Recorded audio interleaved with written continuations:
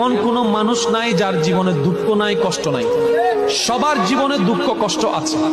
গড়ির কাটাই ঠিক এই মিনিটে পৃথিবীর কোনো না কোনো জায়গায় কেউ এখন হয়তো আগুনের মধ্যে পড়ছে, কেউ হয়তো ক্যান্সারের সাথে যুদ্ধ করছে, কারো কাছে হয়তো এই মুহূর্তে ডাক্তার এসে বলছে তুমি আর মাত্র বাঁচবে 3 দিন। হয়তো কেউ এখন মৃত্যুর সাথে পাঞ্জা লড়ছে, কেউ বা হয়তো দুনিয়াতে মাত্র সন্তান জন্ম হয়েছে, মাটা মাত্র মারা গিয়েছে।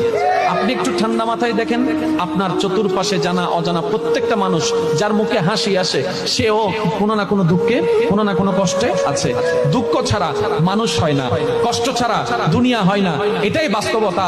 আর এই চির বাস্তবতা, চির সত্য কথাটা যে যত দ্রুত মনের মধ্যে বসাই নিতে পারবে, সে তত দ্রুত সুখের সন্ধান পেতেই থাকবে। বলেন সুবহানাল্লাহ।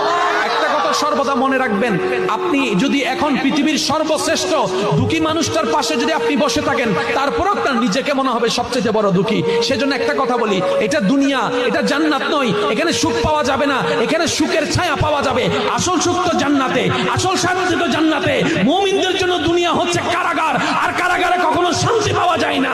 কারাগার থেকে মুক্তি পেয়ে যখন আমরা পরকালে যাব, রবের দয়া যখন হয়ে যাবে, জান্নাত পাবো, ওইটাই আমাদের সুখের কারখানা। বলেন সুবহানাল্লাহ।